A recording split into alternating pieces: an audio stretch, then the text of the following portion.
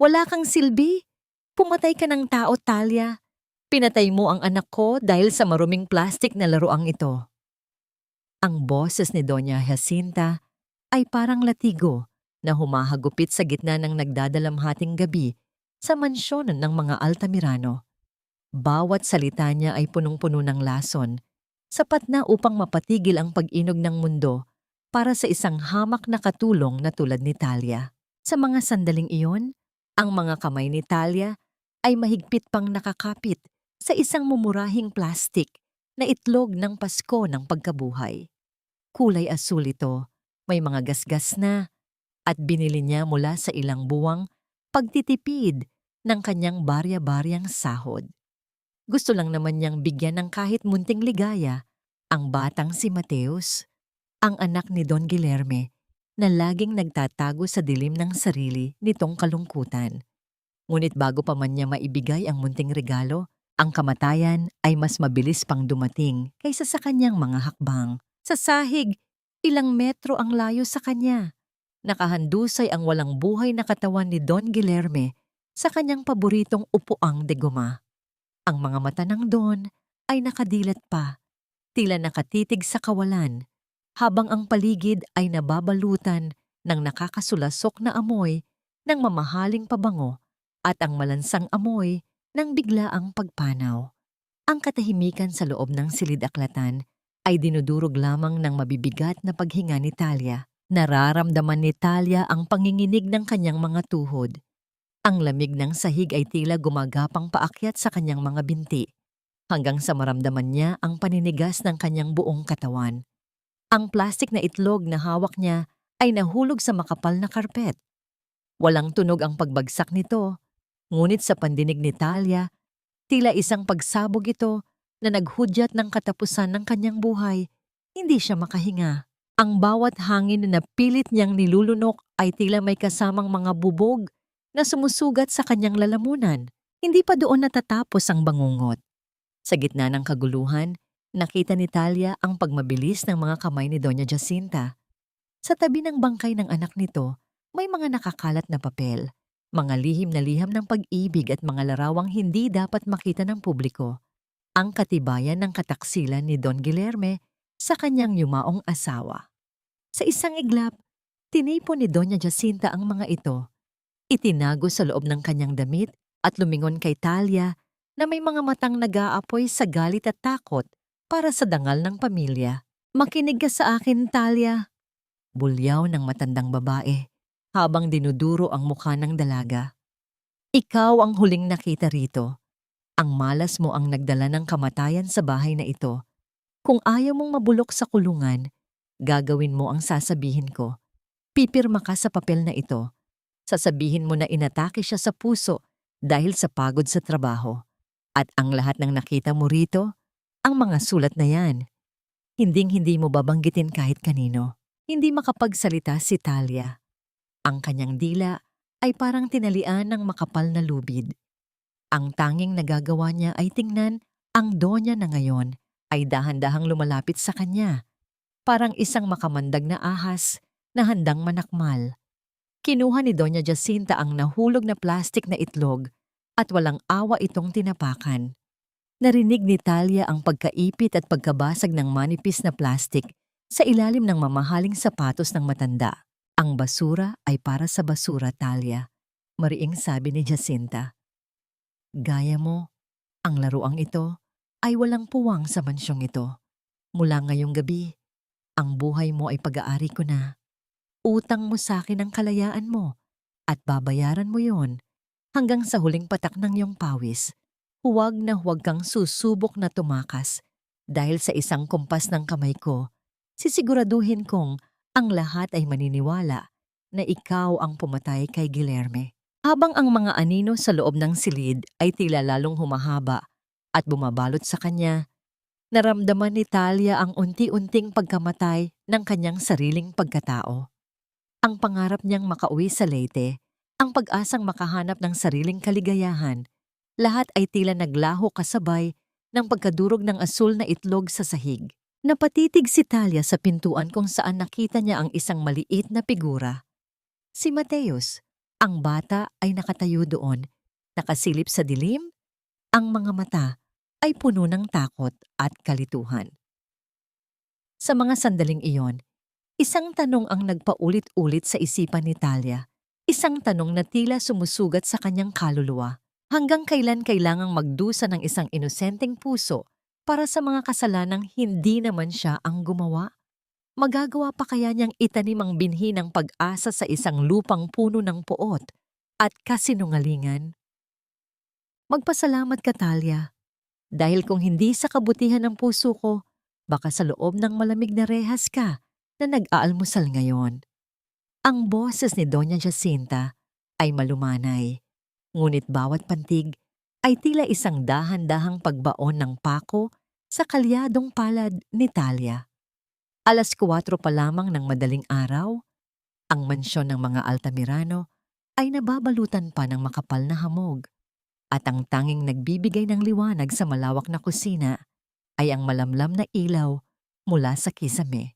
Nakatungo si Talia habang ang kanyang mga kamay ay nakalubog sa balde ng tubig na may kahalong matapang na sabon. Ramdam niya ang hapdi ng mga sugat sa kanyang daliri na hindi pa lubos na naghihilom mula sa pagkayod kahapon. Ngunit mas masakit ang bawat salitang lumalabas sa bibig ng matandang babaeng nakatayo sa kanyang harapan, suot ang isang itim na bestidang yari sa mamahaling seda, ang uniforme ng kanyang kunwaring pagdadalamhati. Opo, Doña Jacinta, maraming salamat po. Mahinang sagot ni Talia. Ito ang mga salitang naging dasal na niya sa bawat araw. Salamat sa pagkakataong maging alipin.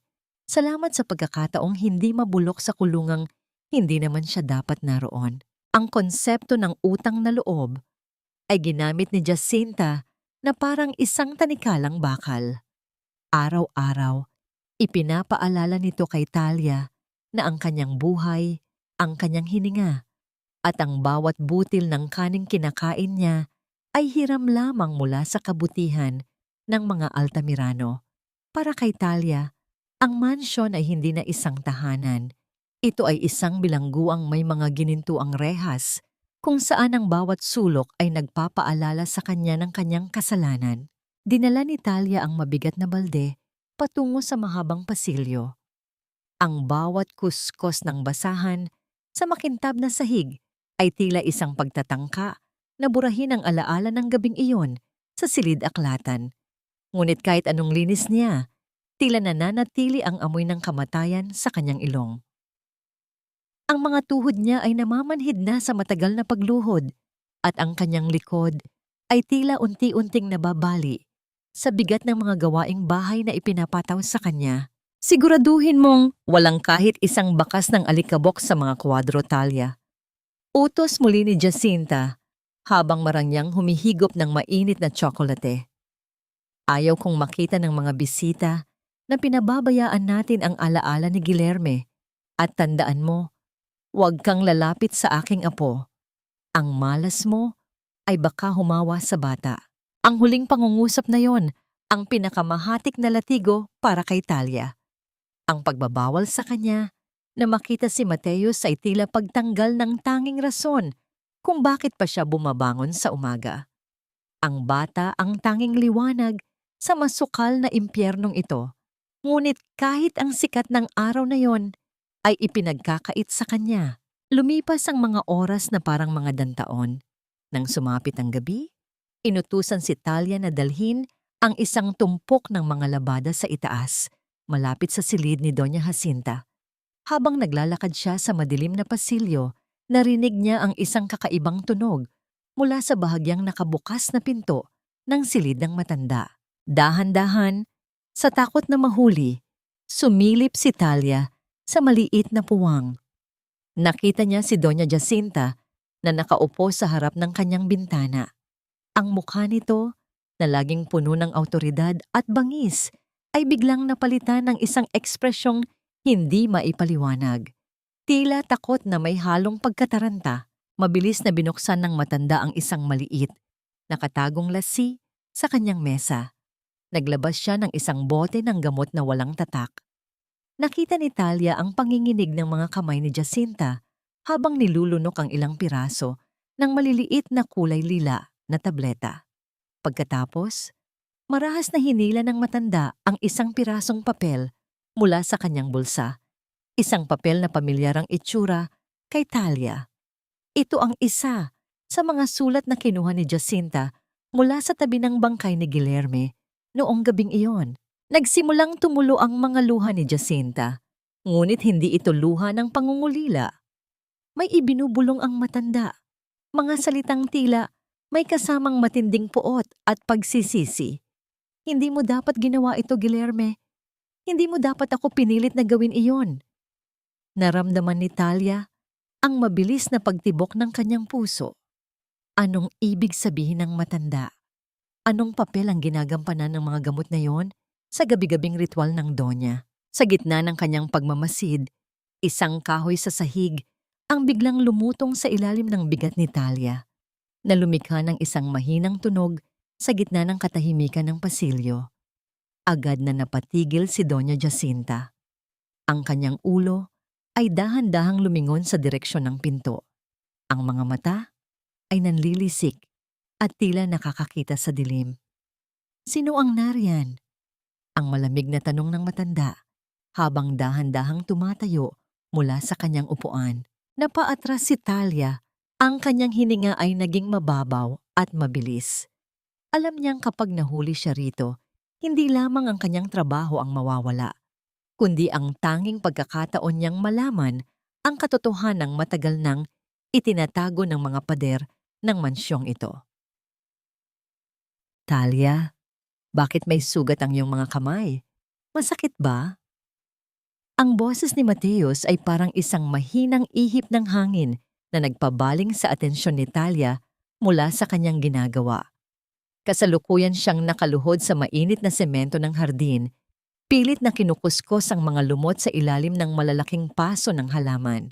Ang init ng araw ay tila sumasakal sa kanyang batok, at ang mga gasgas sa kanyang palad ay kumikirot sa bawat pagdiin niya ng brush. Mabilis na itinago ni Talia ang kanyang mga kamay sa likod ng kanyang maruming tapis. Mateus, naku, bata ka, bakit ka nariyan? Baka makita ka ng lola mo. Sige na, pumasok ka na sa loob. Ang pabulong at nagmamadaling utos ni Talia. Ang kanyang puso ay tumitibok ng mabilis, hindi dahil sa pagod, kundi dahil sa takot na baka maparusahan ng bata dahil sa pakikipag-usap sa isang malas na katulad niya.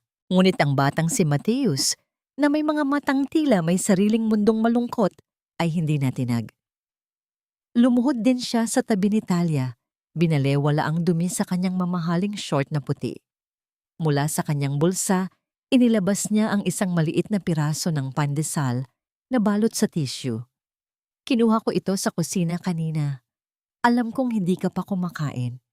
Sabi ni Ate Lucing, pinagalitan ka raw ni Lola, kaya wala kang tanghalian. Ang sabi ng bata habang iniaabot ang tinapay. Naramdaman ni Talia ang isang matinding hapdi sa kanyang dibdib. Hindi ito ang hapdi ng gutom, kundi ang hapdi ng pagmamahal sa isang batang itinuturing na niyang sariling anak. Paano nagagawang maging ganito kabait ng isang bata sa gitna ng isang pamilyang punong-puno ng puot? Tinanggap ni Talia ang tinapay at sa bawat kagat niya, tila may kasamang luhang pilit niyang nilulunok. Salamat, Mateus. Pero kailangan mong makinig. Kapag nalaman ni Doña Jacinta na kinakausap mo ako, baka lalo siyang magalit. Ayaw kong dahil sa akin ay masaktan ka. Paalala ni Talia, ang kanyang boses ay nanginginig sa pagpipigil ng emosyon. Bakit ka ba tinatawag na malas ni Lola?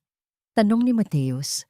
Ang kanyang maliliit na daliri ay dahan-dahang hinahaplos ang gilid ng isang lumang paso. Sabi niya, ikaw daw ang rason kung bakit wala na si Papa. Pero Talia, ikaw lang ang nagbigay sa akin ng asul na itlog noon. Ikaw lang ang nakakita sa akin nung umiiyak ako sa dilim. Hindi nakasagot si Talia. Paano mo ipaliliwanag sa isang 9 na taong gulang na bata ang bigat ng kasinungalingan ng mga matatanda? Sa halip na sumagot, Kinuha ni Talia ang isang maliit na bato at may iginuhit siya sa ilalim ng paso. Isang maliit na araw at isang bituin. Dito tayo mag-iiwan ng mensahe, Mateus, bulong niya. Sa ilalim ng pasong ito, kapag may gusto kang sabihin sa akin, isulat mo sa papel at itago mo rito. Para kahit hindi tayo mag-usap, alam nating nandito lang tayo para sa isa't isa. Ngumiti si Mateus, isang nangiting tila nagbigay ng kulay sa maputlang mukha ng bata. Sa mga sandaling iyon, ang hardin na dati ay lugar ng kanyang paghihirap ay naging isang lihim na santuwaryo para sa dalawang pusong naghahanap ng kalinga. Ngunit ang katahimikan at munting ligaya ay biglang bumasag nang marinig ang tunog ng matitigas na hakbang ng sapatos sa pasilyo. Ang tunog ng marahas na pagbukas ng pinto ng beranda ay tila isang babala. Talia, Mateus, ang bulyaw ni Doña Jacinta mula sa itaas. Mabilis na tumayo si Talia at itinulak si Mateus patungo sa mga halaman upang magtago. Inayos niya ang kanyang sarili, pinunasan ang mukha at humarap sa matandang babaeng ngayon ay nakadungaw sa kanila ng may nanlilisik na mga mata. Ano ang ginagawa mo dyan, Talia? At nasaan ang apo ko? Tanong ni Jacinta. Ang kanyang tinig ay puno ng hinala.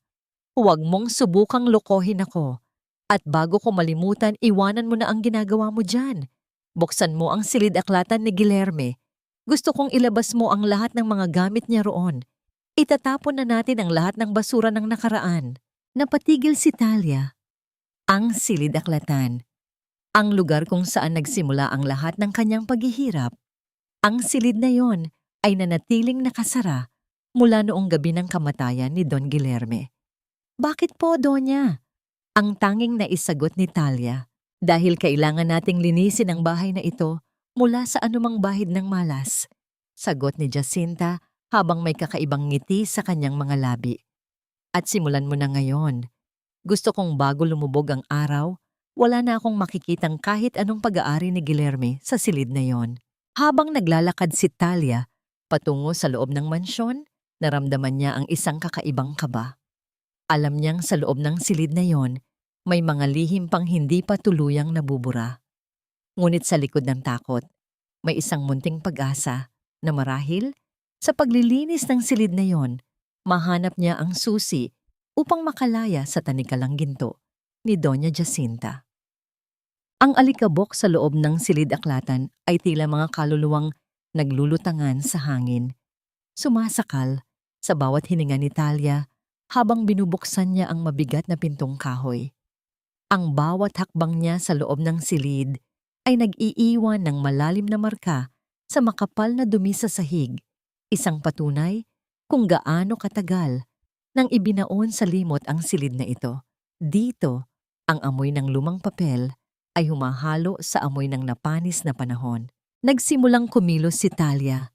Maingat niyang iniligpit ang mga libro, ngunit ang kanyang pansin ay agad na naagaw ng isang basket ng basura sa ilalim ng mesa ni Don Guilherme. Puno ito ng mga ginupit-gupit na papel, maliliit na hibla ng puting pahina na tila mga talulot ng patay na bulaklak. Sa unang tingin, mukha itong walang halaga, ngunit may isang bagay sa paraan ng pagkakashred ng mga ito ang nagbigay ng kakaibang kaba sa kanya. Dahan-dahan siyang naupo sa sahig. Sa gitna ng katahimikan, tanging ang tunog ng pag-aspas ng mga papel sa kanyang mga daliri ang maririnig. Sinubukan niyang pagtabi-tabihin ang ilang piraso. Ang kanyang mga mata ay nanliit habang pilit na binabasa ang mga salitang nakasulat sa bawat hibla. Cayman Islands, account number, transfer of assets. Napatigil ang paghinga ni Talia. Hindi siya eksperto sa pera, ngunit sapat ang kanyang kaalaman upang maunawaan na ang mga halagang nakikita niya ay hindi lamang basta-basta barya. Milyon-milyong piso ang nakasaad doon. At ang mas nakakapagtaka, ang petsa ng huling transaksyon ay ilang araw lamang matapos ilibing si Don Guilherme. Paanong makakapaglipat ng pera ang isang taong nasa ilalim na ng lupa? Talia, ano ang ginagawa mo dyan? Mabilis na itinago ni Talia ang mga hibla ng papel sa loob ng kanyang bulsa nang marinig ang boses ni Ate Lusing mula sa pinto. Ang matandang kusinera ay nakatayo doon, may dalang walis at mukhang pagod na pagod. Wala po, Ate Lusing. Nililinis ko lang po itong ilalim ng mesa. Mabilis na sagot ni Talia, habang ang kanyang puso ay tila gustong tumalon sa labas ng kanyang dibdib. Magmadali ka na riyan, Hija. Mainit ang ulo ni Doña Jacinta ngayon. May inaasahan siyang bisita, pero mukhang hindi dumating. Bulong ni Ate Lusing bago muling umalis. Ipinagpatuloy ni Talia ang paglilinis, ngunit ang kanyang isipan ay lumilipad sa mga papel na nasa loob ng kanyang bulsa. Alam niyang ang mga dokumentong ito ang dahilan kung bakit tila balisa si Doña Jacinta nitong mga nakaraang araw. Ang kabutihang loob na ipinapakita ng matanda sa harap ng media ay tila isang malaking tabing lamang upang itago ang isang mas malalim at mas madilim na katotohanan. Ninanakaw ba ng sariling lola ang kinabukasan ni Mateus? Nang matapos ang kanyang gawain, lumabas si Talia sa mansyon upang itapon ang iba pang basura. Ngunit bago pa man siya makarating sa likuran, isang itim na sasakyan ang huminto sa tapat ng malaking gate ng mansyon. Bumaba ang isang lalaking may edad na, suot ang isang formal na barong at may dalang briefcase. Mukha siyang seryoso at may awtoridad sa bawat kilos. Lumapit siya sa gate at kumatok sa maliit na bintana ng guardhouse. Magandang hapon. Maaari ko bang makausap si Don Guillerme Altamirano? Ang tanong ng lalaki sa gwardiya. Naku, sir. Matagal na pong pumanaw si Don Guillerme. Sagot ng gwardiya. Napatigil ang lalaki. Ang kanyang muka ay nabalutan ng pagkabigla at pagtataka. Pumanaw? Pero nakatanggap ako ng liham mula sa kanya noong nakaraang buwan. Sinasabi niya na may mahalgang dokumento siyang gustong ipagkatiwala sa akin. Mula sa malayo, nakatitig si Talia sa lalaki. Narinig niya ang bawat salita. Kung pumanaw na si Don Guillerme bago pa man maipadala ang liham, sino ang sumulat nito? At anong kinalaman nito sa mga ginupit-gupit na papel na nasa loob ng bulsa ni Talia? Napansin ni Talia na mula sa bintana ng ikalawang palapag, nakadungaw si Doña Jacinta. Ang mukha ng matanda ay maputla at ang kanyang mga kamay ay mahigpit na nakakapit sa kurtina. May takot sa kanyang mga mata, isang takot na tila nakakita ng isang multo mula sa nakaraan. Sino ang lalaking ito? At bakit tila guguho ang mundo ni Doña Jacinta sa kanyang pagdating? Napakabuti mo talaga, Jacinta. Isang kanghuwaran sa ating lipunan. Ngunit para kay Talia, ang bawat tawa ng mga panauhin ay tila tunog ng mga tinik na tumutusok sa kanyang pagkatao. Nakasuot siya ng malinis, ngunit kupas na uniforme, nakatayo sa isang sulok at handang magsilbi sa bawat kumpas ng kamay ng kanyang amo. Ang kanyang likod ay kumikirot sa maghapong paghahanda at ang kanyang sikmura ay humihingi na ng kahit kaunting sustansya. Hija, halika rito, tawag ni Doña Jacinta kay Talia habang nakangiti ng matamis sa harap ng kanyang mga kaibigan. Dahan-dahang lumapit si Talia, ang kanyang mga mata ay nanatiling nakatungo sa sahig. Ito si Talia, pakilala ni Jacinta habang hinahaplos ang balikat ng dalaga sa paraang tila nagpapakita ng pagkalinga. Siya ang anak ng isa sa mga pinakamatiwalaang tauhan namin noon. Kahit na nagkaroon ng malungkot na trahedya sa pamilya, hindi ko siya matiis na pabayaan. Dito siya nananatili sa amin dahil itinuturing ko siyang parang tunay na kapamilya. Di ba, Talia? Naramdaman ni Talia ang madiing pagkabao ng mga kuko ni Jacinta sa kanyang balikat. Isang babala na dapat siyang sumang-ayon. Opo, Doña Jacinta. Napakabuti niyo po sa akin. Mahinang sagot ni Talia. Ang mga salitang yon ay tila lason sa kanyang dila, ngunit alam niyang wala siyang ibang pagpipilian. Habang nagpapatuloy ang pagtitipon, hindi sinasadyang narinig ni Talia ang bulungan ng dalawang socialite sa likuran ng malaking paso ng bougainvillea. Narinig mo ba? May lalaking naghahanap kay Don Guilherme kahapon.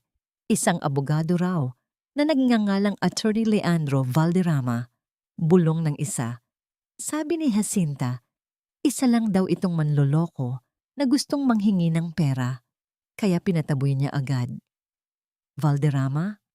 Hindi ba yon ang abogadong pinakamalapit sa yumaong asawa ni Guilherme? Sagot naman ng isa pa. Nakapagtataka naman kung bakit siya tatawaging manloloko ni Jacinta.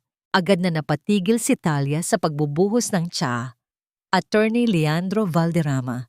Iyon ang pangalang tila narinig na niya noon sa mga kwento ni Ate Lusing tungkol sa nakaraan ng mansyon. Nang matapos ang party at makaalis na ang mga panauhin, ang anghel na si Doña Jacinta ay agad na nagpalit ng anyo. Marahas niyang binitawan ang kanyang tasa at lumingon kay Talia na may nanlilisik na mga mata. Ang tamis ng kanyang nangiti ay napalitan ng pait ng kanyang tunay na ugali. Huwag mong iisipin na dahil pinuri kita sa harap nila, ay espesyal ka na, Talia. Mariing sabi ng matanda. Nakita ko ang tingin mo sa labas kanina nung dumating ang lalaking iyon. Huwag na huwag kang magkakamaling lumapit o makipag-usap sa kahit na kanino na lumalapit sa gate na ito. Wala po akong ginagawang masama, Donya. Depensa ni Talia, ang kanyang boses ay nanginginig. Lumapit si Jacinta at hinawakan ng mahigpit ang baba ni Talia. Pinipilit itong tumingin sa kanya. Makinig ka sa akin ng maigi.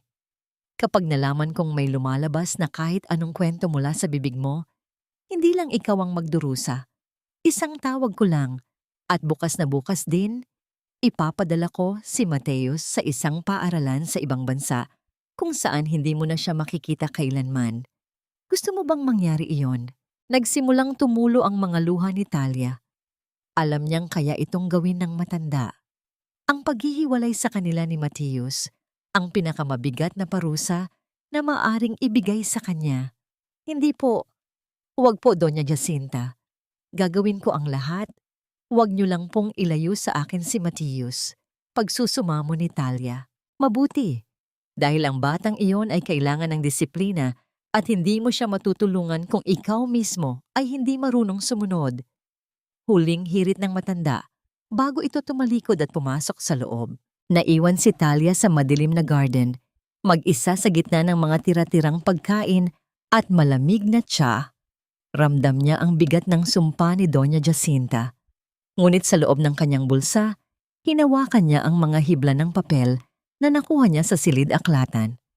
Alam niyang kailangan niyang mag-ingat dahil bawat maling hakbang niya ay maaaring maging katapusan ng lahat. Sino si Attorney Valderrama? At bakit handang gawin ni Jacinta ang lahat? Kahit ang saktan ang sarili niyang apo, huwag lamang lumabas ang katotohanan, hindi lahat ng pinapatay ay ibinabaon sa lupa. Dahil ang pinakamasakit na kamatayan ay ang panunood sa pagkadurog ng iyong munting pag-asa sa harap mismo ng iyong mga mata. Ang amoy ng basang lupa at pira-pirasong dahon ay humahalo sa alat ng mga luhang hindi mapigilan ni Talia. Nakaluhod siya sa gitna ng kanyang munting taniman sa likod bahay, ang tanging sulok sa mansyong Altamirano kung saan nakakaramdam siya ng kalayaan. Ngunit ngayon, ang mga punla ng kamatis at maliliit na rosas na itinanim nila ni Mateus ay wala ng buhay. Nagkalat ang mga ito, bunot mula sa ugat at durog dahil sa marahas na pagtapak. Nakatayo sa kanyang harapan si Doña Jacinta. Hawak ang isang gunting na pang-garden.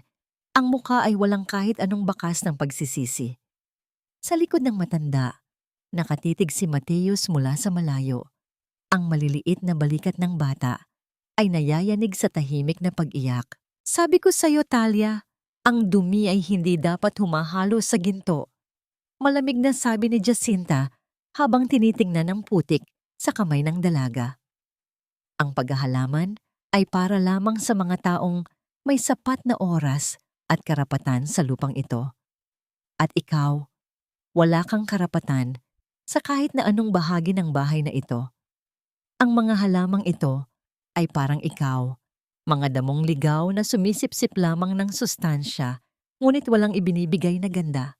Pero Donya, si Mateus po ang nag-alaga sa mga yan. Yan lang po ang nagpapasaya sa kanya. Ang pabulong na sagot ni Talia. Ang kanyang boses ay halos mapatid sa sobrang pait. Kung ganoon, mas lalo silang dapat mawala. Hirit ng matanda. Ayaw kong lumaki ang apo ko na ang tanging alam ay humawak ng putik kasama ang isang katulong na tulad mo. Linisin mo ang kalat na ito. Ngayon din, nang makaalis si Jacinta, naiwan si Talia sa gitna ng pagkawasak. Ang kanyang mga daliri ay dahan-dahang humawak sa isang durog na tangkay ng rosas. Sa bawat paghipo niya sa lupa, tila nararamdaman niya ang sarili niyang pagkatao na unti-unti ring binubunot mula sa katinuan. Upang maibsan ang sakit, nagsimulang maghukay si Talia sa isang sulok ng garden shed, ang maliit na imbakan ng mga lumang gamit kung saan madalas magtago si Don Guillermo noon kapag gusto nitong mapag-isa. Sa ilalim ng isang tumpok ng mga lumang sako, ang kanyang mga kamay ay tumama sa isang matigas na bagay. Isang maliit na kahon na yari sa metal, kinalawang na, ngunit maayos pa ang pagkakasara. Sa loob ng kahon, nakabalot sa isang pirasong tela, ay isang lumang digital voice recorder. Isa itong kagamitang madalas gamitin ng Don sa kanyang mga transaksyon sa negosyo. Nanginginig ang mga kamay ni Talia habang pinipindot ang button nito. Sa simula, tanging mahinang static lamang ang kanyang narinig, isang tunog na tila nagmumula sa kailaliman ng nakaraan. Ngunit pagkalipas ng ilang segundo, isang pamilyar na boses ang bumasag sa katahimikan. Jacinta, alam ko na ang ginagawa mo sa mga account ng kumpanya. Huwag mo akong ituring na mangmang. Ang pera ni Mateus ay para sa kanya, hindi para sa iyong mga luho sa ibang bansa. Ang boses ni Don Guillermo ay puno ng galit, ngunit may kasama ring takot. Sinundan ito ng boses ni Doña Jacinta na mas matalas at mas mapanganib kaysa sa boses na naririnig ni Talia araw-araw. At ano ang gagawin mo, Guillermo? Isusumbong mo ako? Tandaan mo, hawak ko ang lihim mo kay Clarissa. Isang salita ko lang, at mawawala ang lahat ng dangal na pilit mong itinatayo. Napasinghap si Talia. Ang kanyang puso ay tumibok ng napakabilis. Tila isang tambol na nagbababala ng panganib. Ang lihim na ito, ang pag-uusap na ito, ay naganap ilang gabi bago ang trahedya sa silid-aklatan. Ibig sabihin, hindi lamang basta aksidente ang lahat. May mas malalim na dahilan kung bakit gustong-gusto ni Jacinta na ibaon sa limot ang alaala ng kanyang anak. Habang nakikinig si Talia, narinig niya ang tunog ng papalapit na mga hakbang sa labas ng shed. Ang kaluskos ng tuyong dahon sa semento ay tila isang hudyat na may nagmamasid sa kanya. Mabilis niyang itinago ang recorder sa loob ng kanyang damit. Nang lumingon siya, nakita niya ang isang anino sa pintuan ng shed. Hindi ito si Doña Jacinta. Hindi rin ito si Mateus. Isang pares ng mga mata ang nakatitig sa kanya mula sa dilim. Mga matang puno ng pagbabanta at tila alam ang bawat kilos na kanyang ginagawa. Sa bawat paghinga mo, Guillermo, nararamdaman ko ang kalayaang matagal ko nang hinihintay. Huwag kang tumingin sa akin ng ganyan. Ikaw ang pumili ng landas na ito. Ang boses na lumalabas mula sa recorder ay tila nanggagaling sa kailaliman ng isang hukay. Nakaupo si Talia sa sulok ng kanyang maliit at madilim na silid. Ang tanging liwanag ay ang malamlam na sinag ng buwan na tumatagos sa siwang ng bintana. Ang kanyang mga kamay ay mahigpit na nakakapit sa recorder. Tila ba ito ang tanging bagay na nagpapanatili sa kanya sa mundo ng mga buhay? Kanina sa shed, ang aninong nakita niya ay kay Manggardo, ang matapat na driver ni Doña Jacinta. Hindi ito nagsalita. Tumitig lang ito sa kanya bago tumalikod. Ngunit ang tinging iyon ay sapat na upang malaman ni Talia na wala nang ligtas na sulok sa mansyong ito. Ipinagpatuloy ni Talia ang pakikinig. Ang tunog sa recorder ay naging magulo.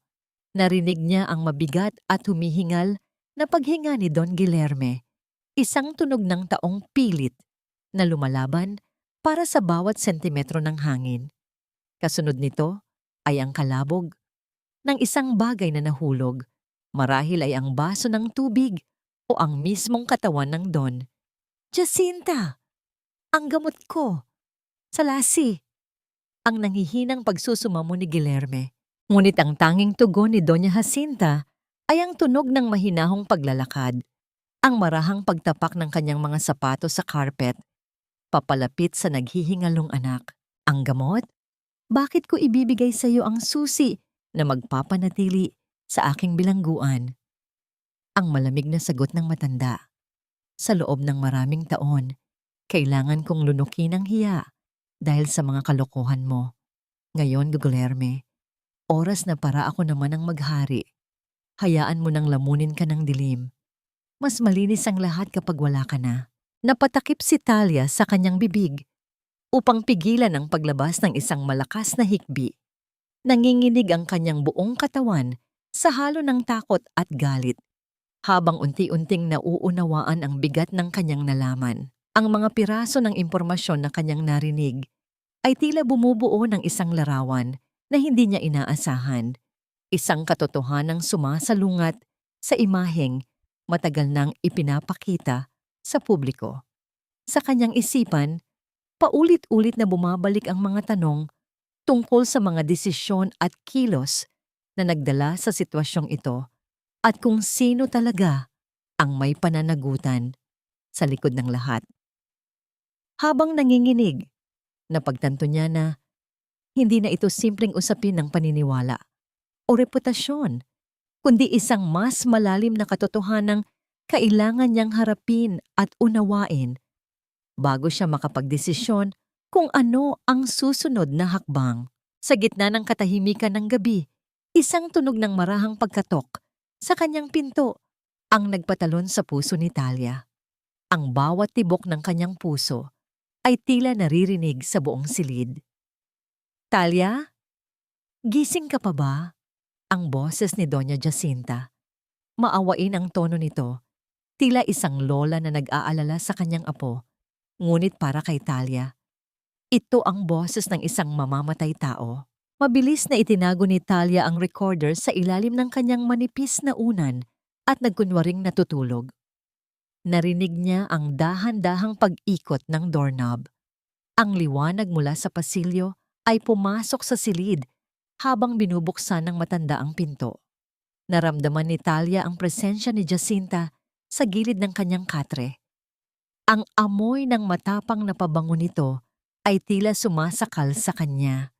Hindi siya gumalaw, kahit na ang bawat hibla ng kanyang kalamnan ay sumisigaw na lumayo.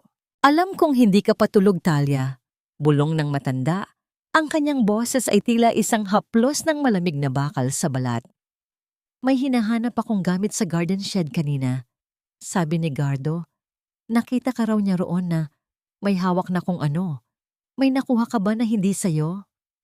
Nanatiling nakapikit si Talia, pilit na pinatitigil ang panginginig ng kanyang mga pilik mata. Ang katahimikan sa pagitan nila ay tila isang lubid na unti-unting humihigpit sa leeg ni Talia. "Tandaan mo, Talia, ang mga magnanakaw ay walang puwang sa langit, lalo na sa bahay na ito." Pagpapatuloy ni Jacinta habang dahan-dahang hinahaplos ang buhok ni Talia. At ang mga taong nakikialam sa mga bagay na hindi nila dapat malaman ay madalas na nawawala ng walang bakas. "Matulog ka na, Hija. Marami ka pang gagawin bukas." Nang marinig ni Talia ang muling pagsara ng pinto at ang papalayong mga hakbang ng matanda, doon lamang siya nakahinga ng malalim. Ang kanyang unan ay basa na ng pawis at luha. Hawak na niya ang boses ng patay. Ngunit paano niya ito gagamitin laban sa isang babaeng tila may kapangyarihan sa buhay at kamatayan? At sino ang susunod na biktima kapag nalaman ni Jacinta na ang kanyang lihim ay nasa kamay na ng isang katulong? Tandaan mo ang lugar mo, Talia. Ang mga tulad mo ay ginawa lang para sumunod, hindi para mag-isip. Para kang isang asong sanay sa tanikala. kakain kapag binigyan, at tatahimik kapag sinigawan. Ang mga salitang yon ni Doña Jacinta ay tila mga lason na dahan-dahang pumatak sa pagkatao ni Talia habang nililinis niya ang mga mamahaling alahas ng matanda. Nakayuko si Talia, ang kanyang mga mata ay nakatuon sa bawat kislap ng brilyante, ngunit ang kanyang isipan ay malayo sa karangyaan ng mga batong yon. Sa labas, ang ulan ay tila nakikiramay sa bigat ng kanyang nararamdaman. Ang bawat patak sa bubungan ay tila pintig ng isang pusong pagod na sa pagtitiis. Ngunit sa likod ng kanyang pananahimik, may isang apoy na nagsisimulang mag-alab. Natutunan ni Talia ang pinakamabisang sandata sa loob ng mansyong ito. Ang sining ng pagiging invisible. Hinayaan niyang maniwala si Jacinta na siya ay durog na wala na siyang lakas na lumaban. Pinanindigan niya ang papel ng isang utu-utong katulong habang ang kanyang mga mata at tainga ay nananatiling bukas sa bawat pagkakamali ng matanda. Nang sumapit ang malalim na gabi, nang ang tanging maririnig na lamang sa mansyon ay ang malalim na paghinga ng mga nakatira rito, dahan-dahang lumabas si Talia mula sa kanyang silid. Hindi siya gumagamit ng tsinelas upang hindi lumikha ng anumang tunog sa makinis na sahig. Ang kanyang destinasyon ay ang silid tanggapan ni Jacinta, kung saan alam niyang itinatago ang mga dokumentong magpapabagsak sa toreng ginto ng matanda. Gamit ang isang maliit na flashlight, sinimulan ni Talia ang paghahanap. Ang bawat pagbukas niya ng drawer ay tila isang pakikipagpatintero sa kamatayan. Doon, sa ilalim ng mga makakapal na folder, nakita niya ang mga bank statement na may pangalan ni Attorney Valderrama. Mabilis niyang isinulat sa isang maliit na papel ang mga account number at ang mga petsa ng malalaking transaksyon. Mga perang dapat ay para sa kinabukasan ni Mateus, ngunit dahan-dahang kinakain ng kasakiman ni Jacinta. Ngunit ang katahimikan ng gabi ay biglang binuwag ng isang nakapanghihinang tunog mula sa kabilang panig ng mansyon. Isang malalim at tuyot na tunog ng pag-ubo ang nagmula sa silid ni Mateus. Mabilis na ibinalik ni Talia ang lahat sa dati at nagmadaling tumungo sa silid ng bata. Pagpasok niya, nakita niya si Mateus na nanginginig sa ilalim ng kanyang kumot. Ang mukha ng bata ay kasing puti ng papel at ang kanyang mga labi ay tuyot na tila lupang hindi nadilig ng ulan. Talia, ang sakit ng ulo ko, ang lalamunan ko. Ang nanghihinang bulong ni Mateus. Hinipon ni Talia ang noo ng bata at halos mapatalon siya sa gulat. Nag-aapoy sa lagnat si Mateus. Ang init ng balat nito ay tila tumatagos sa palad ni Talia. Agad siyang tumakbo sa silid ni Doña Jacinta at marahas na kumatok. Doña Jacinta, ang bata po. May matinding lagnat si Mateus. Ang sigaw ni Talia. Binaliwala ang takot na baka mapagalitan. Nang bumukas ang pinto, lumabas ang matanda na tila hindi man lang nabahala. Inayos nito ang kanyang nightgown at tumingin kay Talia nang may halong inis. Huwag kang mag-eskandalo, Talia. Gawa-gawa lang yan ng bata para hindi pumasok sa klase bukas, ang malamig na sagot ni Jacinta. At ikaw, huwag mong gamiting dahilan. Ang sakit niya para magtamad-tamaran at hindi maglinis. Nang kusina mamayang madaling araw, hindi tayo magsasayang ng pera sa doktor para lang sa simpleng ubo. Pero Donya, hindi na po siya makahinga ng maayos. Kailangan niya ng tulong. Ang pagsusumamo ni Talia, ang kanyang mga luha ay nagsisimulang pumatak. Sabi ko, bumalik ka na sa trabaho mo? Ang bulyaw ni Jacinta bago marahas na isinara ang pinto. Naiwang nakatayo si Talia sa dilim ng pasilyo. Ang bawat ubo ni Mateus na nagmumula sa kabilang silid ay tila isang saksak sa kanyang puso. Doon niya na-realize na ang kasakiman ni Jacinta ay walang hangganan. Handa nitong isakripisyo kahit ang sariling dugo at laman para lamang sa pera at kapangyarihan. Habang pinagmamasdan ni Talia ang muling pag-ubo ng bata, isang matinding desisyon ang nabuo sa kanyang isipan. Ang pananahimik ay hindi na sapat. Ang pagiging invisible ay kailangang maging isang mapanganib na anino. Hanggang kailan matitiis ng isang tao ang makitang nagdurusa ang kaisa-isang nilalang na nagbigay sa kanya ng dahilan para mabuhay? At ano ang gagawin ni Talia kapag ang oras ay unti-unti nang nauubos para sa kaligtasan ni Matthew? Huwag mong isipin na ang pag-alis mo sa gitna ng gabi ay isang kabayanihan, Talia. Isa itong pagtataksil, at ang mga taksil ay karapat-dapat lamang na masunog sa sarili nilang apoy. Ang boses ni Doña Jacinta ay kasing lamig ng hanging dala ng bagyo sa labas, ngunit ang mga salita niya ay nag-iiwan ng paso sa pandinig ni Talia. Nakatayo ang matanda sa gitna ng grand staircase, hawak ang isang makapal na tungkod, habang si Talia ay basang-basa, nanginginig, at yakap-yakap ang isang maliit na supot ng gamot na galing sa botika sa bayan. Sa mga sandaling iyon, ang tanging nasa isip ni Talia ay ang nanginginig na katawan ni Mateus. Sa itaas, tumakas siya sa gitna ng dilim, binaliwala ang baha, at ang takot sa mga gwardiya, para lamang mabilhan ng kahit simpleng paracetamol ang bata. Ang bawat hakbang niya sa putikan kanina ay tila isang panata. Hindi niya hahayaang mamatay ang bata dahil sa kapabayaan ng sarili nitong lola. Ngunit ngayon, ang kanyang sakripisyo ay naging mitya ng panibagong paghihirap. Naramdaman ni Talia ang panginginig ng kanyang mga kamay habang ang tubig ulan ay pumapatak mula sa kanyang buhok patungo sa mamahaling karpet ng mansyon. Ang hapdi ng hangin sa kanyang balat ay wala kumpara sa bigat ng tingin ni Jacinta. Donya, parang awa niyo na po. Ang gamot lang po na ito para kay Mateus. Baka kung ano na po ang mangyari sa kanya. Ang pabulong na pagsusumamo ni Talia, ang kanyang boses ay halos mawala na sa sobrang ginaw. Ang bata ay may lagnat dahil sa dumi na dala mo sa buhay niya. Ang bulyaw ni Jacinta, ang kanyang mukha ay namumula sa galit. At dahil mas pinili mong lumabas ng walang pahintulot, kailangan mong matutunan kung ano ang ibig sabihin ng tunay na pagsunod. Inutusan ni Jacinta ang 2 gwardiya na dalhin si Talia sa likod ng mansyon, sa tapat ng garden na dati ay puno ng mga rosas, ngunit ngayon ay tuyot na.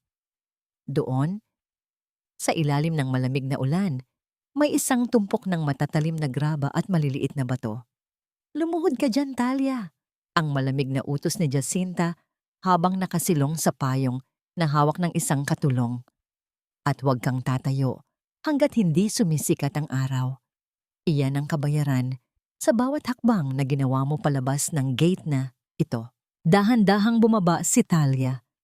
Ang bawat pagdiin ng kanyang mga tuhod sa matatalim na bato ay tila pagtusok ng libu-libong karayom sa kanyang laman.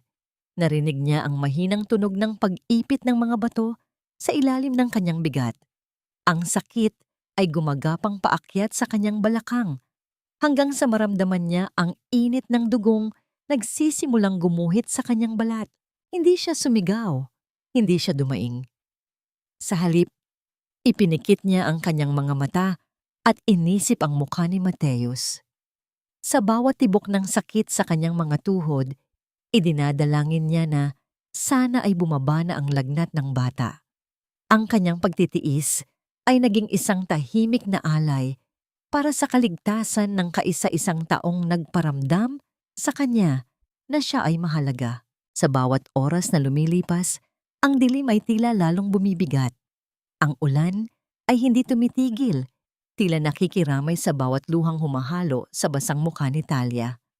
Ang kanyang buong katawan ay manhid na, maliban sa matinding hapdi sa kanyang mga tuhod na tila kinakain na ng mga matatalim na graba. Nasaan ang hustisya sa mundong ang kabutihan ay pinarurusahan at ang kasamaan ay nakaupo sa isang trono ng ginto? Magagawa kaya ng isang sugatang kaluluwa na muling tumayo kapag ang lahat ng kanyang lakas ay naubos na sa pagluhod sa ilalim ng ulan? Wala nang silbi ang pagluha mo, Talia. Ang dugo sa iyong mga tuhod ay mantsa lamang na madaling mabubura ng tubig, gaya ng mabilis na paglimot ng mundo sa isang hamak na katulong na gaya mo. Ang boses ni Doña Jacinta ay parang yelo na dumadaloy sa gitna ng mainit na kusina habang pinagmamasdan niya si Talia na pilit na tumatayo mula sa pagkakasalampak sa sahig. Umaga na at ang sikat ng araw ay tila nangungutya sa bawat sugat na tinamo ni Talia mula sa buong gabing pagluhod sa graba. Ang kanyang mga binti ay naninigas na at ang bawat bahagyang paggalaw niya ay nagdudulot ng isang matalas na hapdi na tila binibiyak ang kanyang mga buto. Ngunit sa kabila ng pisikal na pagdurusa, may isang bagay na hindi nagawa ni Jacinta na durugin, ang determinasyon sa mga mata ni Talia. Habang pinupunasan niya ang sahig, ang kanyang isipan ay nakatuon sa maliit na papel na nakatago sa loob ng kanyang medyas. Ito ang liham na isinulat niya gamit ang uling habang nasa dilim siya ng bodega kanina. Isang huling pagtatangka na humingi ng saklolo bago tuluyang lamunin ng kadiliman ang buhay nila ni Mateus. Ate Lusing! Ang pabulong na tawag ni Talia nang makatiyempo siyang mag-isa ang matandang kusinera sa labas ng dirty kitchen. Ang boses niya ay paos at halos hindi marinig dahil sa lagnat na nagsisimulang gumapang sa kanyang katawan. Inabot ni Talia ang maliit na gusot-gusot na papel. Parang awa niyo na po. Ibigay niyo ito sa lalaking naghahanap kay Don Guilherme, si Attorney Valderrama. Alam kong babalik siya. Siya lang po ang pag-asa namin. Nanginginig ang mga kamay ni Ate Lusing habang tinatanggap ang papel. Napakadelikado nito, Talia. Kapag nalaman ni Doña Jacinta, baka kung ano ang gawin niya sa atin. Wala na po tayong ibang pagpipilian, ate. Ang sagot ni Talia habang ang kanyang mga mata ay pilit na tinitingnan ang itaas na palapag kung nasaan ang silid ni Mateus. Kailangan nating iligtas ang bata. Sa labas ng gate, tila dininig ng langit ang dalangin ni Talia. Muling huminto ang itim na sasakyan ni Attorney Leandro Valderrama. Hindi sumusuko ang abogado. May isang pangakong kailangan niyang tuparin sa namayapang kaibigan, habang abala ang mga gwardya sa pagtanggap ng mga delivery para sa darating na piging ni Doña Jacinta. Nagawa ni Ate Lusing na lumapit sa rehas ng gate sa ilalim ng pagkukunwaring nagwawalis ng mga tuyong dahon. Sa isang mabilis na pagkilos, ang papel ay naisalin sa mga kamay ng abogado. Isang tinginan lamang ang naganap sa pagitan nila. Isang tingin na puno ng takot mula kay Lusing at isang tingin ng pag-unawa mula kay Attorney Valderrama. Ngunit ang munting tagumpay na ito ay agad na nabalutan ng kaba nang muling marinig ang boses ni Doña Jacinta na umaalingaw-ngaw sa buong mansyon. Nakatayo ang matanda sa balkonahe, suot ang kanyang pinakamagarang alahas. Ang muka ay nababalutan ng isang mapanganib na ngiti. Talia, ihanda mo ang mga gamit ni Mateus. Ang sigaw ng matanda. Nakapagdesisyon na ako. Bukas na bukas din, aalis na ang bata patungong Europa. Doon siya mag-aaral sa isang boarding school kung saan makakalimutan niya ang lahat ng dumi at malas sa bahay na ito. Nabitawan ni Talia ang hawak niyang planggana. Ang tunog ng pagtama ng metal sa semento ay tila isang kampana ng kamatayan. Bukas po, pero Donya, hindi pa po magaling ang bata. Mahina pa po ang katawan niya. Wala akong pakialam. Ang bulyaw ni Jacinta habang dahan-dahang bumababa ng hagdan, ang bawat hakbang niya ay tila isang hatol. Mas mabuting mamatay siya sa biyahe kaysa lumaki siyang kasama mo. Tapos na ang usapan. At ikaw, pagkatapos umalis ng bata, hindi mo na kailangang manatili rito. Itatapon kita sa lugar kung saan walang makakahanap sa'yo.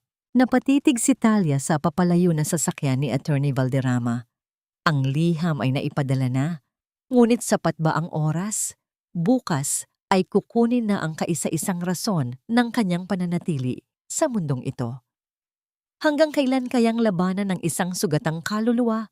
Ang bilis ng oras, magagawa kaya ng hustisya na dumating bago tuluyang mawala ang huling piraso ng kaligayahan ni Talia? Ang bawat punit ng papel na ito ay gaya ng bawat piraso ng iyong dangal. Talia, Marumi, walang halaga, at madaling itapon sa basura. Ang boses ni Doña Jacinta ay parang talim ng labahan na humihiwa sa katahimikan ng hapon. Nakatayo ang matanda sa gitna ng hardin.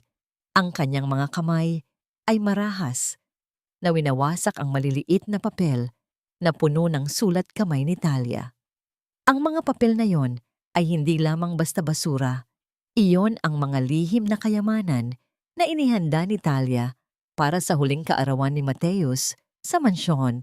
Mga kwento tungkol sa yumaong ina ng bata, mga tula ng pag-asa, at mga guhit na nagpapaalala sa bata na hindi siya nag-iisa. Nakaluhod si Talia sa putikan, pilit na inaabot ang mga pirasong nagliliparan sa hangin. Ang bawat punit ay tila isang saksak sa kanyang puso. Donya, parang awa niyo na po. Iyan lang po ang alaala ng kanyang ina na kaya kong ibigay. Bukas ay kukunin niyo na siya. Hayaan niyo man lang na dalhin niya ang mga ito. Ang pagsusumamo ni Talia, ang kanyang boses ay nanginginig sa pagitan ng hikbi at ubo. Walang silbi ang mga alaala sa isang batang kailangang maging matatag. Ang bulyaw ni Jacinta. Marahas niyang itinapon ang huling dakok ng punit na papel sa mukha ni Talia. Gusto mong maglaro ng treasure hunt? Ang tanging nahanap mo lang ay ang katunayan na isa kang hangal na katulong. Sa likuran nila, nakatayo ang batang si Mateus. Ang kanyang maliliit na kamao ay nakakuyom at ang kanyang mga mata ay nag-aapoy sa isang emosyong hindi pa niya kailanman naramdaman. Isang matinding galit laban sa sarili niyang lola. Lola, itigil niyo na yan. Masama kayo. Hindi kayo si Lola. Isa kayong kontrabida. Ang sigaw ng bata. Napatigil si Doña Jacinta. Ang kanyang mukha ay nabalutan ng matinding pagkabigla na agad napalitan ng isang mapanganib na puot. Lumingon siya kay Talia. Ang kanyang mga mata ay nanlilisik. Ikaw ang nagturo sa bata na suwayin ako. Nilalason mo ang isipan niya. Sa isang iglap, bago pa man makapagsalita si Talia, naramdaman niya ang isang malakas na pagtama sa kanyang pisngi. Walang babala, walang tunog, kundi ang matinding pag-vibrate ng kanyang bungo at ang biglaang pag-init ng kanyang balat. Ang sampal ni Doña Jacinta ay hindi lamang isang pisikal na pananakit. Ito ay ang huling pako sa krus ng pagtitiis ni Talia.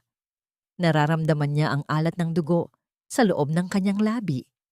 Ang kanyang paningin ay bahagyang lumabo at ang kanyang pandinig ay napuno ng isang matinis na ugong na tila sumisigaw ng lahat ng sakit na kanyang kinimkim sa loob ng mahabang panahon. Dahan-dahang itinaas ni Talia ang kanyang ulo. Hindi siya umiyak. Sa halip na makita ang dati nitong takot, nakita ni Doña Jacinta ang isang bago at matapang na ningas sa mga mata ng dalaga. Isang tingin na tila nagsasabing ang tanikala ay naputol na. Sige po, Doña Jacinta, saktan niyo pa ako. Ang boses ni Talia ay malamig, matatag, at punong-puno ng awtoridad na hindi pa niya kailanman naipakita. Sampalin niyo ako hanggat gusto niyo. Pero tandaan niyo ito, ang bawat patak ng dugo ko sa lupang ito ay magiging saksi sa lahat ng kasalanan niyo. Bukas, hindi lang si Mateus ang aalis sa mansyong ito. Aalis din ang lahat ng lihim na pilit niyong ibinaon. Napaatras ang matanda. Tila natakot sa biglaang pagbabago ng babaeng dati ay tila kuting na sumusunod sa kanya. Anong sinasabi mo? Hindi na ako natatakot sa inyo. Ang pag-uulit ni Talia habang dahan-dahang tumatayo. Binaliwala ang hapdi ng kanyang mga tuhod at ang panginginig ng kanyang katawan. Ang akala niyo po ay napatay niyo na ang lahat ng boses sa bahay na ito. Pero nakakalimutan niyo, ang lupa ay marunong magsalita at ang katotohanan ay laging humahanap ng paraan para sumikat. Niyakap ni Talia si Mateus ng mahigpit. Isang yakap na tila isang pangako ng proteksyon hanggang sa huling hininga. Sa malayo, Narinig ang tunog ng isang sasakyang papasok sa gate. Isang tunog na hindi inaasahan ni Doña Jacinta sa oras na ito. Sino ang dumating sa gitna ng kaguluhang ito? Magagawa kaya ni Talia na tuparin ang kanyang banta bago pa man siya tuluyang mapatahimik ng kamay ng matanda? Ang bawat pader ng mansyong ito ay may tainga, Talia, at ang bawat taingang iyon ay nakikinig sa bawat hakbang ng pagtataksil mo. Akala mo ba ay makakatakas ka sa ilalim ng aking mga mata? Ang boses ni Doña Jacinta ay umalingaw-ngaw sa madilim na pasilyo, kasabay ng tunog ng pag-ikot ng susi sa labas ng pinto ng bodega. Nakakulong si Talia sa loob ng maliit na silid na puno ng mga lumang kagamitan at amoy ng amag. Pagkatapos ng mainit na sagupaan sa hardin, hindi nag-aksaya ng panahon ng matanda. Ipinakulong niya si Talia upang matiyak na wala nang makakasagabal sa pag-alis ni Mateus bukas ng madaling araw. Sa labas, ang ingay ng mga sasakyang pumasok sa gate kanina ay hindi pala para sa hustisya. Sila ang mga escort na kinuha ni Jacinta mula sa isang pribadong security agency upang puwersahang kunin ang bata at ihatid sa airport. Ang bawat kalabog ng mga gamit na inilalabas ng mga lalaki ay tila tunog ng bawat segundong nawawala sa buhay ni Talia. Doña Jacinta, parang awa niyo na. Huwag niyo itong gawin. Ang sigaw ni Talia habang hinahampas ang matigas na pintong kahoy. Ang bata ay hindi isang gamit na maaari niyong itapon kung saan niyo gusto. Ngunit ang tanging tugon ni Jacinta ay ang papalayong tunog ng kanyang mga sapatos.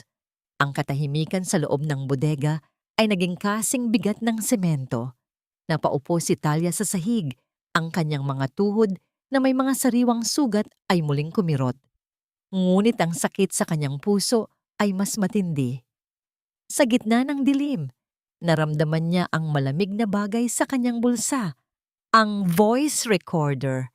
Ito ang kanyang huling alas, ngunit paano niya ito magagamit kung siya ay nakabilanggo? Isang oras ang lumipas na tila isang kawalan. Biglang narinig ni Talia ang isang mahinang kaluskos mula sa maliit at mataas na bintana ng bodega.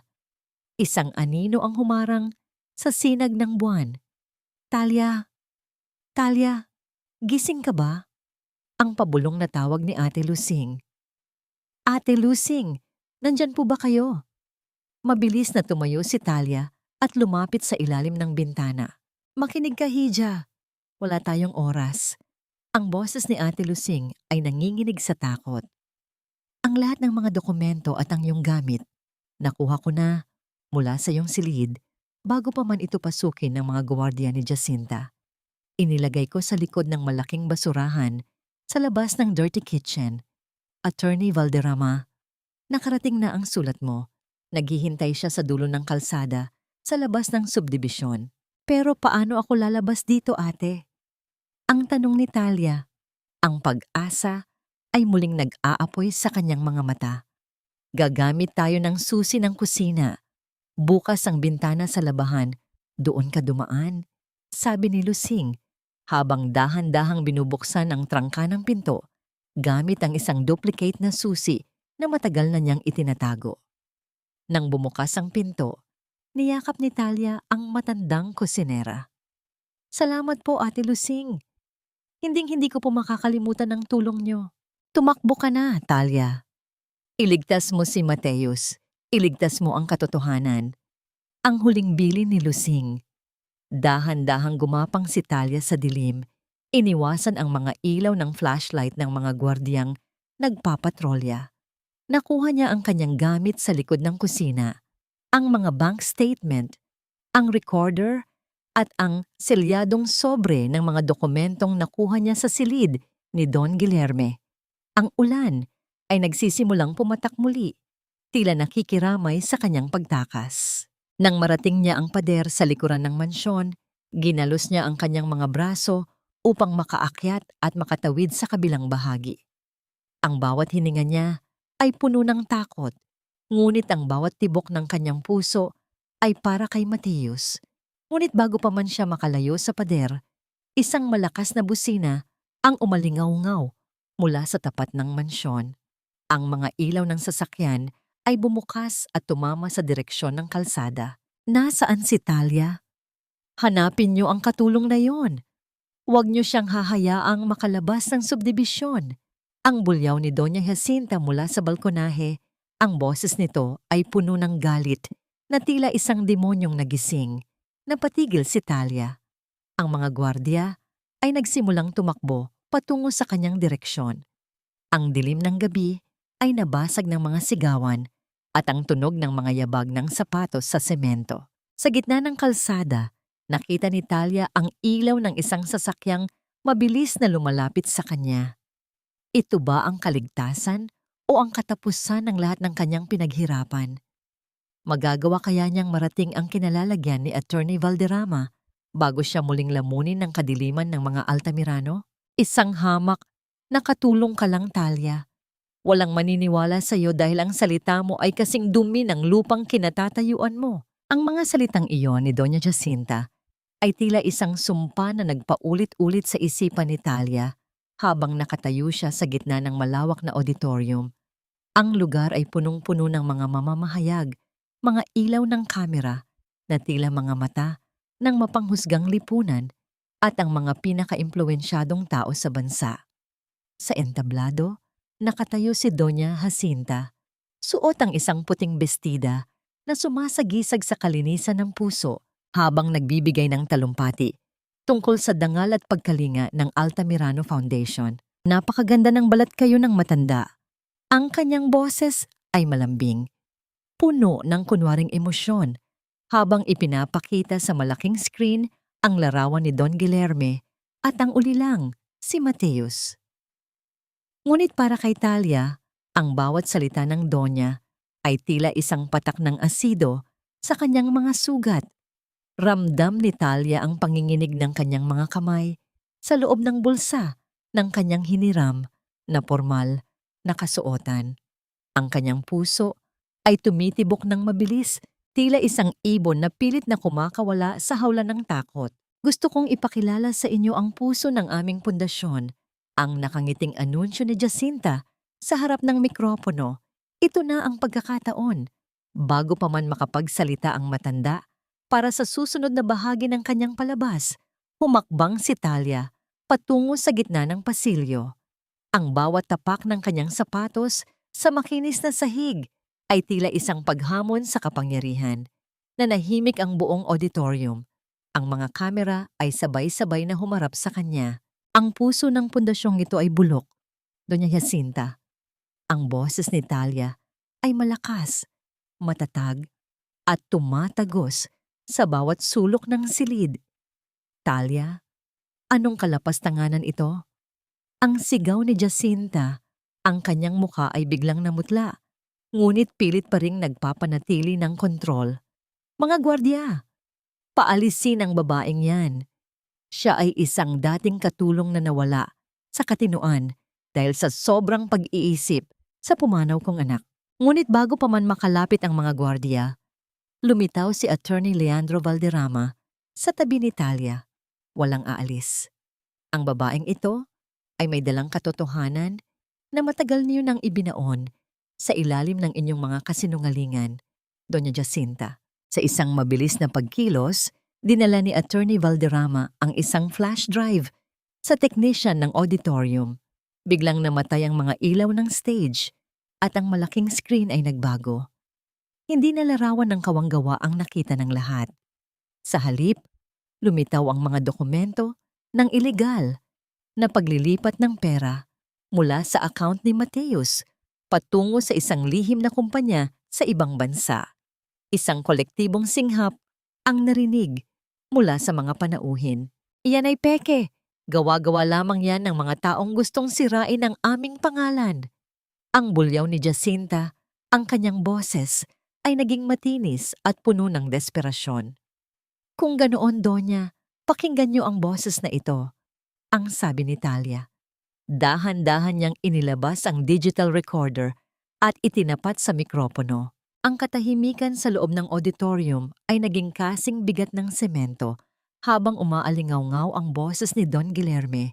Ang tunog ng kanyang paghingal, ang kanyang pagsusumamo para sa gamot, at ang malamig na sagot ni Jacinta, bakit ko ibibigay sa iyo ang susi na magpapanatili sa aking bilangguan? Bawat tao sa loob ng silid ay tila naging rebulto. Ang mga mamamahayag ay nakalimutang kumuha ng litrato sa tindi ng gulat.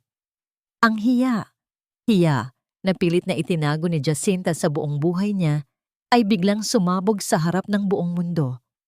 Ang matandang babae ay napahawak sa rostrum. Ang kanyang mga mata ay nanlilisik sa galit at takot. Ang kanyang marangyang mundo ay gumuho sa loob lamang ng ilang minuto. Hayop ka, Talia! Papatayin kita! Ang sigaw ni Jacinta habang sinusubukang sugurin ng dalaga, ngunit agad siyang hinarang ng mga pulis na kanina pa naghihintay sa gilid. Nakatayo lang si Talia, pinapanood ang pagbagsak ng turing ginto.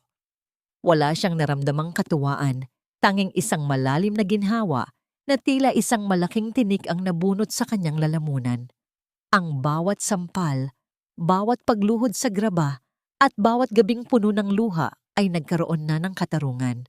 Habang pinapangunahan ng mga pulis si Jacinta palabas ng auditorium, ang matanda ay patuloy na sumisigaw, ngunit ang kanyang boses ay tila isang mahinang bulong na lamang sa gitna ng ingay ng katarungan. Lumingon si Talia kay Attorney Valderrama at doon niya nakita ang isang pamilyar na maliit na figura sa pinto ng auditorium. Si Mateus. Ang bata ay tumatakbo patungo sa kanya. Ang mga mata ay puno ng luha, ngunit may kasamang ngiti ng kalayaan. Niyakap ni Talia ang bata ng napakahigpit. Sa mga sandaling iyon, ang lahat ng pait ng nakaraan ay tila natunaw sa init ng kanilang yakap. Ngunit sa gitna ng tagumpay na ito, isang tanong ang nanatili sa isipan ni Talia habang tinitingnan ang mga nagkakagulong tao. Tapos na nga ba ang laban? Magagawa kaya ng dalawang pusong sugatan na mahanap ang tunay na kapayapaan sa isang mundong nakasaksi sa kanilang pinakamadilim na lihim? Ang katahimikan sa loob ng mansyon ng mga Altamirano ay hindi katulad ng dati. Wala na ang mabigat na presensya ng takot, ngunit pinalitan ito ng isang malamig at guwang na hininga ng isang tahanang nawalan na ng kaluluwa. Nakatayo si Talia sa gitna ng malawak na sala. Hawak ang isang maliit na maleta na naglalaman ng kanyang iilang kagamitan. Pinagmasdan niya ang marangyang chandelier na dati ay tila nagbibigay ng liwanag sa kanyang paghihirap. Ngunit ngayon ay tila isang tumpok na lamang ng mga kristal na walang kislap. Ang mga pader na nakasaksi sa kanyang pagluhod at pagluha ay unti-unti nang binabalot ng anino ng nakaraan. Sa labas, ang balita tungkol sa pag-aresto kay Doña Jacinta ay kumalat na parang apoy sa buong bansa. Ang imahe ng santa ng kawanggawa na kinakaladkad ng mga pulis habang sumisigaw ng mga mura ay naging mukha ng pinakamalaking iskandalo sa kasaysayan ng mga Altamirano. Ang hiya na pilit na itinago ng matanda sa likod ng kanyang mga alahas ay naging isang malalim na hukay na lumamon sa lahat ng kanyang pinaghirapan. Dahan-dahang umakyat si Talia sa itaas na palapag patungo sa silid ni Mateus. Nakita niya ang bata na nakaupo sa gilid ng kanyang kama. Yakap-yakap ang isang lumang unan. Wala na ang mga gwardiyang nagbabantay. Wala na ang mga boses na nagdidikta kung ano ang dapat niyang gawin. Handa ka na ba, Mateus? Ang malambing na tanong ni Talia habang hinahaplos ang buhok ng bata. Talia, totoo ba na hindi na tayo babalik dito? Hindi na ba tayo sasaktan ni Lola? Ang tanong ni Mateus, ang kanyang boses ay may halong takot at pag-asa. Hinding-hindi na, anak, ang sagot ni Talia, at ang salitang anak ay lumabas ng bukal sa kanyang puso. Magtatayo tayo ng bagong buhay, isang buhay na walang kasinungalingan, walang takot, at punong-puno ng tunay na pagmamahal. Bago sila tuluyang lumabas ng mansyon, dumaan muna sila sa kusina. Doon, naghihintay si Ate Lusing. Ang matandang kusinera ay may dalang isang maliit na balot ng pagkain, mga paboritong kakanin ni Talia at ilang biskwit para sa biyahe ni Mateus. Maging matatag ka, Talia. Ang bulong ni Ate Lusing habang niyayakap ang dalaga. Karapat-dapat ka sa kaligayahang ito. Salamat sa pagtayo para sa aming lahat na walang boses sa bahay na ito. Salamat din po, ate. Kayo ang naging sandigan ko sa gitna ng bagyo. Ang sagot ni Talia, ang kanyang mga mata ay nangingilid na ng luha. Sa labas ng mansyon, naghihintay ang sasakyan ni Attorney Valderrama. Ipinahayag ng abogado na ang lahat ng tay-ari ng mga Altamirano ay pansamantalang ilalagay sa ilalim ng isang trust fund para kay Mateus sa pamamahala ng isang mabait na pinsan ni Don Guilherme na matagal nang iniwasan ni Jacinta. Malaya na si Mateus at malaya na rin si Talia. Habang papalayo ang sasakyan, lumingon si Talia sa huling pagkakataon sa malaking gate ng mansyon. Nakita niya ang mga gwardiyang tinatanggal ang karatula ng pangalan ng pamilya. Ang toring ginto ay tuluyan ng gumuho. Ang bawat sentimetro ng kalsadang nilalakbay nila ay tila isang hakbang palayo sa impyerno at isang hakbang papalapit sa liwanag. Nang marating nila ang terminal ng bus patungong Leyte, naramdaman ni Talia ang sariwang hangin ng kalayaan. Ang ingay ng mga tao, ang amoy ng usok ng bus at ang sigawan ng mga konduktor ay tila musika sa kanyang pandinig. Ito ang tunay na mundo. Magulo, mahirap, ngunit totoo. Ngunit bago pa man sila makasakay sa bus, isang lalaki ang lumapit kay Talia at may inabot na isang maliit na parsela. Galing po ito sa opisina ng presinto. Pinabibigay po ng isang abogado para sa inyo. Nagtaka si Talia. Nang buksan niya ang kahon, halos mapatigil ang kanyang paghinga. Sa loob ng kahon ay ang mga piraso ng asul na plastik na itlog. Ang itlog na tinapakan ni Doña Jacinta nung gabing pumanaw si Don Guilherme. May isang maliit na sulat sa loob na galing kay Jacinta na nakakulong na ngayon. Isang sulat na tila huling kumpas ng lason ng matanda. Nanginginig ang mga kamay ni Talia habang binabasa ang iisang pangungusap na nakasulat sa papel. Ang basag ay mananatiling basag kahit anong pandikit ang gamitin mo. Napatitig si Talia sa mga piraso ng plastik. Ang nakaraan ba ay talagang hindi na kayang buuin muli? O ito ba ay isang panibagong pananakot mula sa isang babaeng hindi tanggap ang kanyang pagkatalo? Tiningnan ni Talia si Mateus na masayang pinapanood ang mga naglalakihang bus. Ngumiti siya at dahan-dahang itinapon ang papel sa basurahan. Ngunit ang basag na plastik na itlog ay itinago niya sa kanyang bulsa. Hindi ito tanda ng pagkatalo, kundi isang paalala ng lahat ng kanyang nalampasan. Ang simoy ng hangin sa Leyte ay hindi amoy ng luma at madilim na lihim. Amoy ito ng alat ng dagat at sariwang damo. Isang halimuyak na nagpapagising sa kaluluwang matagal nang natutulog sa loob ng madilim na kabaong ng takot. Nakatayo si Talia sa harap ng kanyang munting kubo, pinagmamasdan ng paglubog ng araw na nagbibigay ng kulay kahel at lila sa malawak na karagatan. Wala rito ang nagtataasang pader ng mansyong Altamirano. Wala rito ang malamig na marmol na sahig na naging saksi sa kanyang pagluhod. Ang tanging naririnig niya ay ang marahang hampas ng mga alon sa pampang at ang masayang tawa ni Mateus na nakikipaglaro sa mga batang taga roon. Lumipas ang ilang buwan mula nang gumuho ang kaharian ni Doña Jacinta. Ang balita mula sa Maynila ay unti-unti nang humuhupa. Ngunit ang katarungan ay nananatiling matatag. Si Jacinta ay nahaharap sa habambuhay na pagkakakulong hindi lamang dahil sa pagnanakaw ng yaman, kundi dahil sa pagiging arkitekto ng unti-unting pagpatay sa sarili niyang anak at ang pang-aabuso sa mga taong walang laban. Ang hiya na kinatakutan niya ay naging isang itim na marka na hinding-hindi na mabubura sa kanyang pangalan. Talia, tingnan mo. Tumubo na ang mga itinanim natin. Ang masayang sigaw ni Mateus habang tumatakbo patungo sa kanya. Ang bata ay ibang-iba na ngayon. Ang kanyang mga pisngi ay mapula na. Ang kanyang mga mata ay hindi na nagtatago sa anino. At ang kanyang mga kamay ay marumi sa putik. Ngunit sa pagkakataong ito, Ang dumi na iyon ay tanda ng buhay, hindi ng pagdurusa. Lumuhod si Talia sa tabi ng bata, sa tapat ng isang maliit na plat ng lupa, kung saan may mga sumisibol na munting dahon. Dahan-dahang inilabas ni Talia mula sa kanyang bulsa ang mga piraso ng asul na plastik na itlog. Maingat niya itong pinagdikit-dikit gamit ang isang matibay na pandikit. Kahit na may mga bakas pa rin ng lamat, ang itlog ay muling nabuo ang hugis. Sa loob nito, naglagay si Talia ng kaunting lupa at isang buto ng punla. Sabi ni Lola noon, malas ang itlog na ito, di ba? Ang tanong ni Mateus habang nakatingin sa ginagawa ni Talia. Mali ang lola mo, Mateus.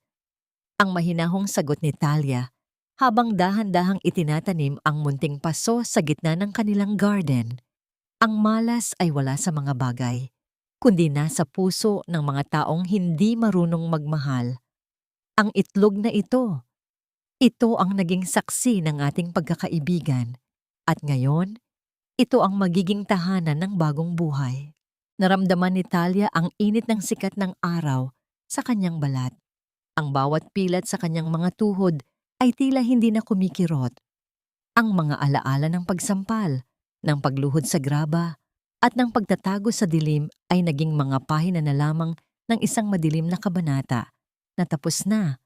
Ang tunay na paghilom ay hindi nangangahulugang makakalimutan mo ang sakit, kundi ang kakayahang tumayo muli at magtanim ng pag-asa sa kabila ng mga lamat ng nakaraan.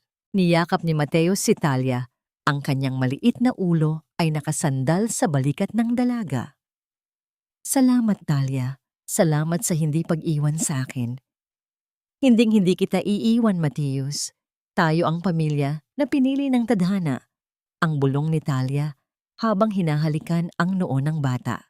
Habang unti-unting nilalamon ng dilim ang paligid, isang maliit na alitaptap ang dumapo sa dahon ng punlang nasa loob ng asul na itlog. Ang kislap nito ay tila isang munting bituin sa gitna ng lupa. Sa Leyte, sa piling ng dagat at ng mga taong tunay na nagmamahal, natagpuan ni Talia ang kanyang langit. Ang katarungan ay nakamit na, ang mga lihim ay naisiwalat na, at ang dalawang pusong sugatan ay nakahanap na ng kanilang dalampasigan. Ang basag ay nananatiling basag, ayon kay Jacinta. Ngunit nakalimutan ng matanda na, sa bawat lamat ng isang basag na bagay, doon madalas tumatagos ang pinakamaliwanag na sinag ng liwanag. Sa huling kabanata ng bawat kwento, hindi ang dami ng gintong naiwan ang mahalaga, kundi ang lalim ng kapayapaang natamo ng isang pusong dumaan sa matinding unos. Lumipas ang 5 taon.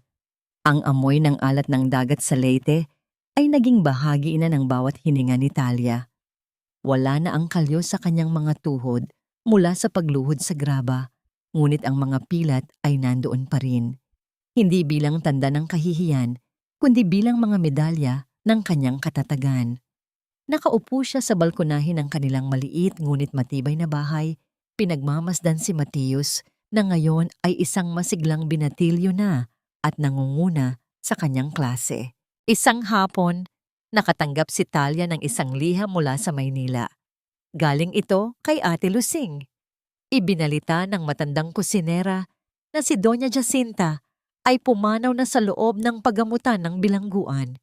Sa huling sandali ng matanda, wala raw itong tinawag na pangalan, kundi ang pangalan ni Guilherme at Mateus. Ngunit huli na ang lahat. Namatay ang Donya na ang tanging kasama ay ang mga anino ng kanyang sariling kasalanan. Ang mansyon ng mga Altamirano ay naibenta na at ang pera ay idinagdag sa trust fund ni Mateus para sa kanyang pag-aaral sa kolehiyo. Tumingin si Talia sa malayo. Sa abot tanaw kung saan nagtatagpo ang langit at dagat, tinanong niya ang kanyang sarili. Napatawad ko na ba siya? Huminga ng malalim si Talia. Ang pagpapatawad ay hindi nangangahulugang tama ang ginawa ni Jacinta, kundi ang pagpili ni Talia na putulin na ang huling tanikalang nag-uugnay sa kanya sa puot. Hindi na siya nagagalit kapag naaalala ang nakaraan.